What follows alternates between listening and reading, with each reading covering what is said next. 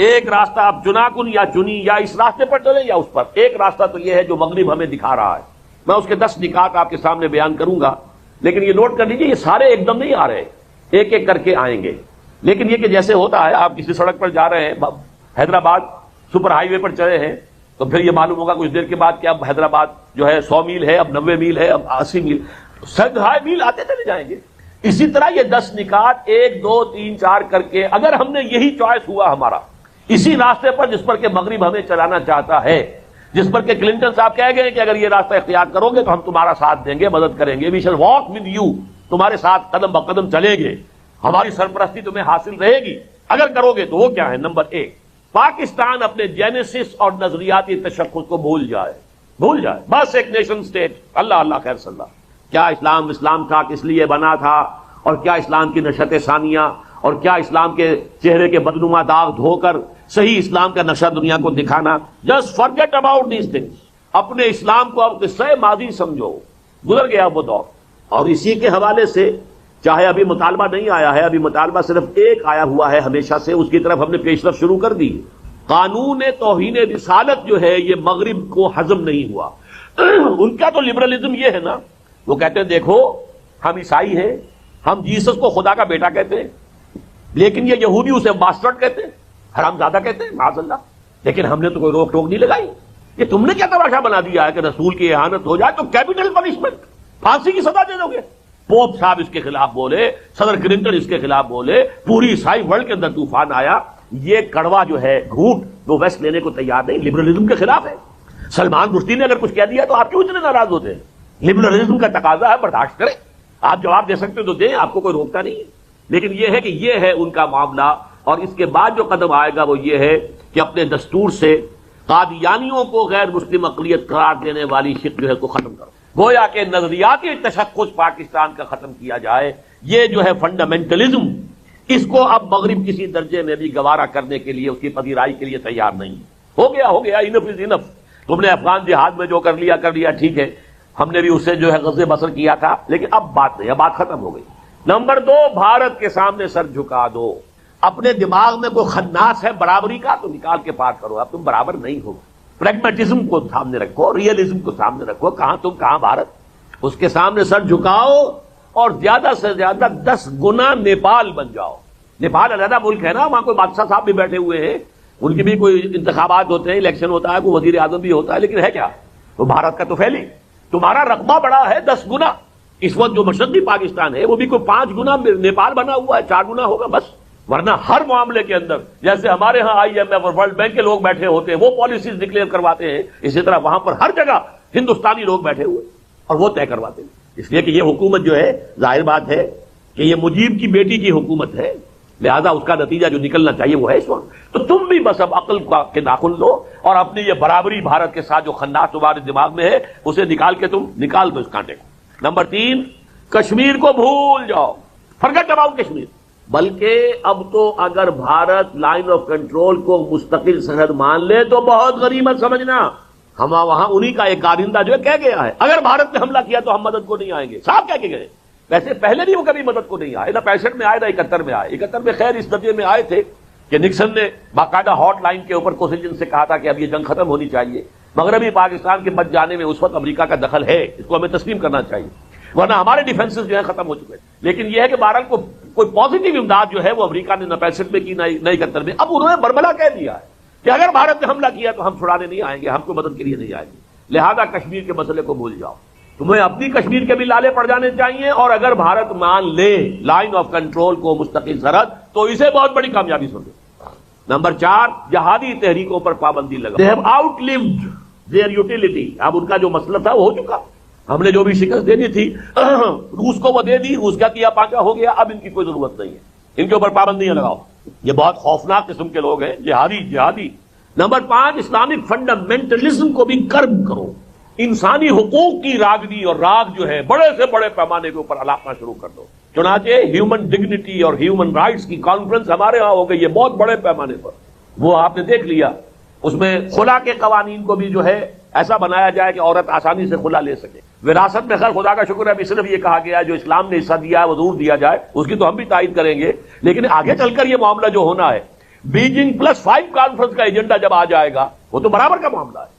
تمہارے قرآن میں لکھا ہوا ہے نا کہ بیٹے کا دگنا حصہ ہے اور بیٹی کا جو اکیرا ہے. تو قرآن کی اور کون سی باتیں تم مان رہے ہو؟ تم چوروں کا ہاتھ کاٹتے ہو کیا؟ تم تو نہیں کاٹتے.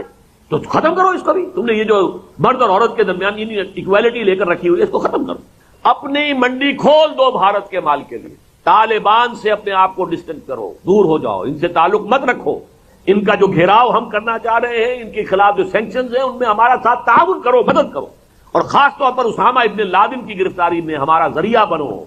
جس طریقے سے کہ اس سے پہلے وہ کون تھا جسے کہ گرفتار کیا گیا تھا ڈیرہ غازی خان سے، تم نے گرفتار کروا دیا تھا ایمل کانسی. ہاں. Number 8 IMF، world bank, world trade organisation اور ٹرپس.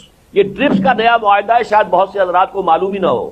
یہ بھی ورلڈ ٹریڈ آرگنائزیشن کا جو ہے اسی کا ایک جز یہ بھی ہے کہ یہ جو بیج ڈیولپ کیے ہیں ویسٹ نے، جن سے پیداواری بڑھ گئی ہے. اب ایک ہماری پرانی ہوتی تھی گندم، دیسی گندم جسے کہتے ہیں، اس کی پر ایکڑ ییلڈ جو ہے وہ کم ہوتی تھی. وہاں سے باہر سے نیا بیج آیا تو اب ہمارے ہاں گندم زیادہ ہوتی ہے. ایک مکئی کی ییلڈ جو ہے ایک ایکڑ میں کتنی ہوتی تھی، اب کتنی ہوتی ہے. تو یہ جو بیج ہیں ہم نے ڈیولپ کیے، ہم نے ان کو جینیٹیکلی جو ہے ماڈیفائی کیا. یہ GM فوڈز اور GM جو سیریل جو ہے، لہذا اس کے پروپرائٹری رائٹس ہمیں ملنے چاہیے. ہم نے سائنٹیفک ریسرچ کی تھی، اس پر ہم نے پیسے خرچ کیے تھے تو یہ ڈیولپ کیے تھے بیج. اب یہ ہے کہ بیج دنیا میں کہیں کوئی قوم پیدا نہیں کرے گی، بلکہ وہ سب ہماری ملٹی نیشنل کمپنیوں سے لینے ہوں گے. یہ بھی ایک ذیلی معاہدہ ہے ورلڈ ٹریڈ آرگنائزیشن کا، اور اس کے اوپر بھی پاکستان دستخط کر چکا ہے، اگرچہ ابھی وہ آپریٹو نہیں ہے. لیکن یہ کہ یہ نظام ہے پورے عالمی سطح پر دجال کی گرفت.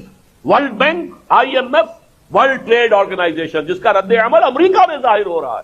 ہمیں تو پتہ بھی نہیں، ہمارے آدمی کو معلوم ہی نہیں ورلڈ ٹریڈ آرگنائزیشن کا مطلب کیا ہے. اور یہ سارے ٹیرفز ختم ہو جائیں، سارے جو ہے وہ جو ہم کسٹم لگا دیتے ہیں یا ٹیکسز لگا، سب ختم ہو جائیں تاکہ یہ جو ملٹی نیشنلز ہیں ان کے لیے کوئی رکاوٹ نہ ہو. اور اس کے لیے وہ اپنے آپ کو اور بڑے سے بڑا بنانے کے لیے مرجنگ ہو رہی ہے. بڑی بڑی کمپنیاں مرج کر کے اور بڑی ہو جائیں تاکہ ہم پوری دنیا کے اندر جو ہے اپنا جال پھیلا سکیں. یہ ہے دنیا کے اندر معاشی جو استیلا ہے، غلبہ ہے اس دجالی تہذیب کا. اس کے جو انسٹرومنٹس ہیں وہ یہ ہے.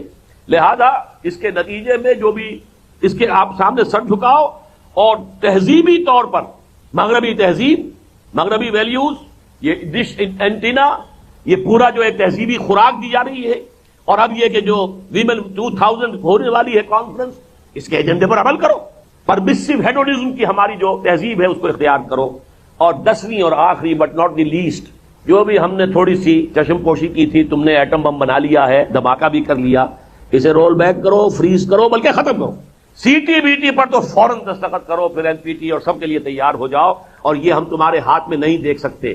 تم تو بالکل نابالغ قسم کے نوجوان ہو، تمہارے ہاتھ میں اتنا بڑا ہتھیار اگر آ گیا تو اس کا پتہ نہیں کیا نتیجہ نکلے گا. تم کسی عرب ممالک کو دے دو گے اور وہ ہمارے خلاف اسے استعمال کر بیٹھے گا. لہذا سارا دباؤ اب ہوگا کہ اس کو ختم کیا جائے، فریز کیا جائے، رول بیک کیا جائے. ایک راستہ یہ ہے، اگر ہمیں مغرب کے ساتھ اٹیچ رہنا ہے، اس کی لائف سپورٹس جو ہیں وہ ہمیں درکار ہیں. IMF کی قسط جو ہے وہ لینی ہی لینی ہے. اگر ہمیں یہ کام کرنا ہے تو یہ ہے وہ 10 یہ نشانات راہ ہیں، ان پر لازماً چلنا ہو. ضرورت اس بات کی ہے کہ اس کا شعور عام کر دیا جائے کہ اب ہم اس دوراہے پر آ گئے، یا ادھر یا ادھر. ابھی تک گڑبڑ معاملہ چل رہا تھا، کچھ اسلام، کچھ سیکولرزم، کچھ قرارداد مقاصد بھی، کچھ کاؤنسل آف اسلامک آئیڈیالوجی، کچھ یہ کہ فیڈرل شریعت کورٹ بھی، کچھ یہ چیزیں بھی، کچھ وہ چیزیں بھی. اصل جو معاملہ ہے وہ سارا سیکولر، لیکن کچھ مذہبی رنگ و روغن جو ہے وہ ہم نے دیے رکھا ہے. اب یہ بات نہیں چلے گی. یا تو صاف ننگے ہو کر جو بھی مغربی تہذیب ہے اور نظام ہے اس کو ان ٹوٹو اختیار کرو تو ہم تمہارا ساتھ دیں گے. We shall walk with you, تمہارے ساتھ چلیں گے، تمہیں سہارا دیں گے. اور دوسرا راستہ کیا ہے؟ نمبر 1، اپنی نظریاتی اساس کا اثر نو ایسرٹ کریں. ہم پاکستان اسلام کے لیے قائم ہوا، پاکستان کا نظریہ تھا. یہ نظریاتی ریاست ہے، یہ نیشن سٹیٹ نہیں ہے، یہ آئیڈیالوجیکل سٹیٹ ہے. اس کا کام پہلے دن سے یہ تھا کہ اس آئیڈیالوجی کو دنیا کے اندر عام کرنے اور پھیلانے کے اندر اپنی ساری قوت صرف کرے. جیسے کسی زمانے میں آپ کو معلوم ہے کہ رشیا کی صلاحیتیں جو ہیں اور وسائل کتنے زیادہ صرف ہوتے تھے کمیونزم کو دنیا میں پھیلانے کے لیے. تو پاکستان کا تو پہلے دن سے کام یہ ہونا چاہیے تھا.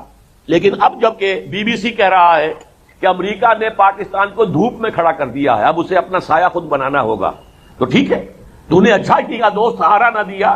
ہم کو لغزش کی ضرورت تھی سنبھلنے کے لیے، لیکن اب ہمیں سوچ سمجھ کر اختیار کرنا چاہیے کہ پاکستان کی نظریاتی اساس کو سر نو مستحکم کرے، ری ایسرٹ کرے اور اس کے پرچارک بن جائیں. ہمارا ٹی وی، ہمارا ریڈیو پوری دنیا میں اسلام کے نظریے اور اسلامی نظام کی حقانیت کو اور اس کی برتری کو بیان کرنے کے اندر لگ جائے. پہلا کام یہ ہے.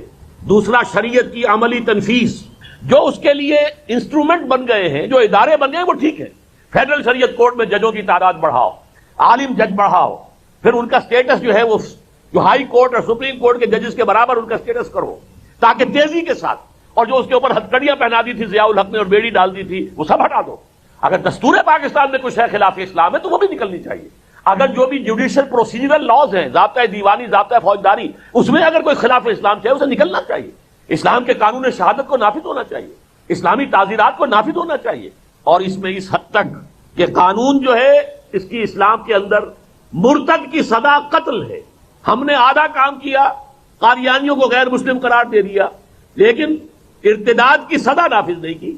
نتیجہ یہ ہے کہ قادیانیت کو پوری دنیا کی سیکولر تہذیب کی ہمدردی حاصل ہو گئی، اور ہمارے ملک میں بھی اندر ہی اندر دیمک کی طرح وہ ہماری جو ہے ہماری قومی زندگی کو چٹ کر رہے ہیں. لوگ قادیانی ہو رہے ہیں، اب بھی تبلیغ ان کی جاری ہے.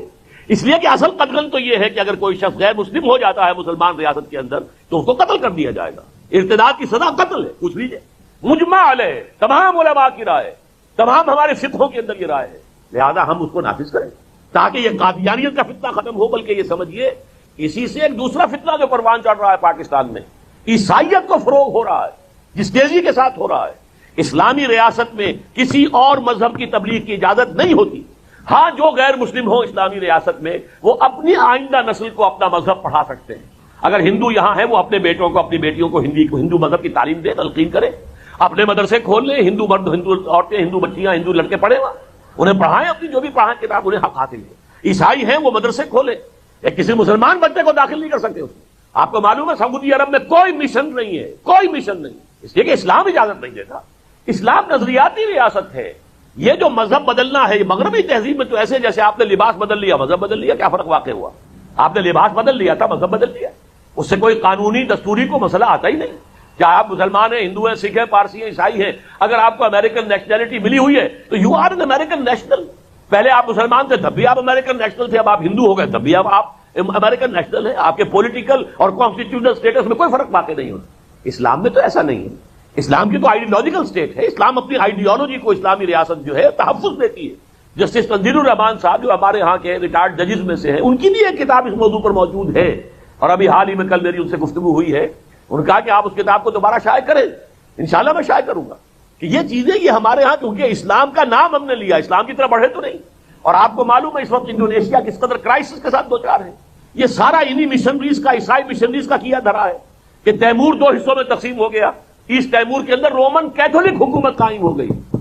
انڈونیشیا جو تقریباً 100% مسلمان ملک تھا، اور جب پاکستان 2 لخت ہوا تو اس کے بعد دنیا کا سب سے بڑا مسلمان ملک انڈونیشیا تھا. اور اب اس کے جو جان پر بنی ہوئی ہے، ملوکو آئی لینڈز کے اندر ہزاروں مسلمان جو ہے قتل کیے گئے، عورتیں بھی، بچے بھی، مرد بھی، وہاں کے عیسائیوں نے قتل کیا. نائجیریا میں وہاں پر جو مسلمان اکثریت کا ملک ہے، انہوں نے شریعت کے قوانین نافذ کرنے چاہے، عیسائی کھڑے ہو گئے، ہزاروں مسلمان قتل کیے گئے، عیسائیوں نے قتل کیے. یہی معاملہ یہاں ہو سکتا ہے. تو یہاں پر مشنریز کے اوپر پابندی ہو، ان کے تعلیمی ادارے نہ ہو، تاکہ ہم اپنی نظریاتی اساس کو مستحکم رکھیں، بنیاد مضبوط رکھیں.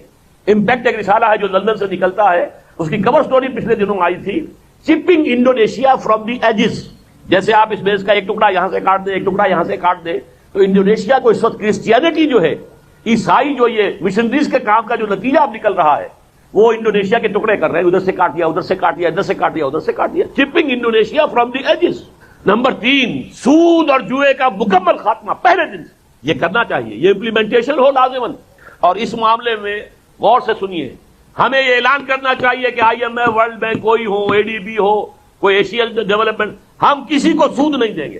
آپ کی اصل رقم دیں گے، وہ بھی اپنی سہولت سے دیں گے، جب دے سکیں گے دیں گے. اس کے لیے بھی آپ ڈیٹ ایکویٹی سواپ قسم کی چیزیں جو آپ نے کی ہیں، کئی طرح کی اسکیمیں ہیں. یہ جو لیٹن امریکہ کے ممالک جو ہیں وہ قرضوں تلے اتنے دب گئے کہ وہ ادا نہیں کر سکتے تھے، ان کو اس سے بیل آؤٹ کرنے کے لیے کئی اسکیمیں چلی. ایسی کوئی اسکیم ہمارے لیے بھی بناؤ. اور ایک سیدھی سی اسکیم یہ ہے کہ ہم آپ کا قرضہ جو ہے پاکستانی کرنسی میں ادا کریں گے، آپ ہمارے ملک میں انویسٹ کر دیجئے، نفع جو ہو وہ آپ ڈالر کی شکل میں لے جائیں، لیکن ہم آپ کو نہیں دے سکتے قرضے. واپس دیں گے تو آرام سے دیں گے جب بھی ہوگا. قرآن مجید نے ہمیں یہی کہا ہے فَنَظِرَةٌ إِلَىٰ مَيْسَرَةٍ، اگر وہ مقروض جو ہے وہ کوئی سخت حالات کے اندر ہے تو اسے مہلت ملنی چاہیے، یہ نہیں کہ سر پر سوار ہو جائے قرض خواہ۔ اور یہ بات اگر کوئی کہے کہ صاحب یہ کیسے ہو سکتا